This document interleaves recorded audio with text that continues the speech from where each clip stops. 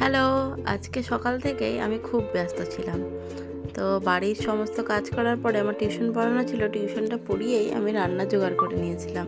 আজকে তো নিরামিষ, কালকে শিবরাত্রি, সেই জন্য আজকে সব নিরামিষ রান্না হবে। আর এই যে এগুলো সজনে ফুল আমাদের গাছের, সেখান থেকে পড়েছিল, আমি তুলে নিয়ে এসে রান্না করছি। আলু দিয়ে, বেগুন দিয়ে, সজনে ফুল দিয়ে তরকারি। আপনারা কে কে সজনে ফুল খেয়েছেন আমাকে কিন্তু অবশ্যই কমেন্ট করে জানাবেন। আর এইভাবে একবার খেয়েও দেখবেন, সজনে ফুল শরীরের জন্য খুব ভালো।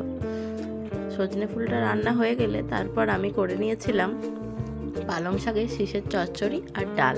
খুব তাড়াতাড়ির মধ্যেই রান্নাবান্নাগুলো আমি করছিলাম, কারণ আমার অনেক কাজ ছিল। বাড়িতে শাশুড়ি মা নেই, বাড়ির সমস্ত কাজ এখন করতে হচ্ছে। তারপর এই ডালটা করে বাসন টাসন ধুয়ে নিয়ে আমি স্নান টান করে পুজো দিতে চলে গিয়েছিলাম ঠাকুর ঘরে। তো এই যে এখন চন্দন টন্দন বেটে আগে ভোলেনাথকে আমার পুজো দিয়ে নিচ্ছি। কালকে শিবরাত্রি, আমি তো শিবরাত্রির উপোস করি। কে কে শিবরাত্রির আপনারা উপোস করেন আমাকে জানাবেন। আমি যদিও 4 প্রহর জল ঢালতে পারি না, আমি একবারই চতুর্থী লাগার পরেই জলটা ঢালি, কিন্তু নির্জলা উপোস থাকি। প্রচুর ব্যস্ততায় কেটেছে আমার আজকের দিনটা। সকাল থেকেই প্রায় ভোর 5টার সময় উঠে থেকে কাজ করে, তারপর পুজো আর্চা করে তারপরে খাওয়া দাওয়া করলাম। খাওয়া দাওয়া করার পরে বাড়ির আরও কিছু কাজ ছিল, সেগুলো টুকটাক করে নিয়ে একটু ঘুমিয়ে নিয়েছিলাম। অতটা ভোরে ওঠা অভ্যাস নেই। তারপর আবার পড়ানো থাকে, বিকেলে একটু পড়েও নিলাম। এই শিবরাত্রিতে তো অনেক জায়গাতেই অনেক রকমের মেলা হয়। আমাদের এখানেও একটা মেলা হয়, কপিলেশ্বর ধাম বলে একটা মন্দির আছে, যাকে আমরা শিবের বাড়ি বলি।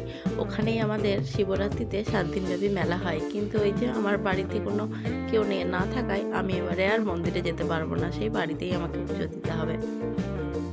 আমি পুজোটা করে নিয়ে চলে গিয়েছিলাম দোকানে পুজো দিতে। তারপরে সে খাওয়া দাওয়া করে বাসন টাসন ধুয়ে নিয়ে দেখি যে একটা বিড়াল এসেছে। এই কদিন ধরেই আমাদের বাড়ি আসছে, আমার পেছনেই ছাড়ে না, পায়ে পায়ে পায়ে পায়ে ঘোরে আর ম্যামা করে।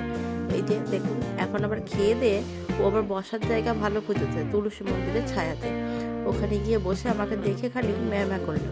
আমি ওর পাশটাতে বসে খালি চুলটা শুকিয়ে নিলাম। তারপর ছাদে গিয়ে কিছু জামা কাপড় ছিল তুলে নিয়ে এসে একটু ঘুমিয়ে নিয়েছিলাম। আবার নতুন কোনো ভিডিও নিয়ে আসবো। ভিডিওগুলো ভালো লাগলে লাইক, শেয়ার, কমেন্ট, সাবস্ক্রাইব করে দেবেন। Thank you.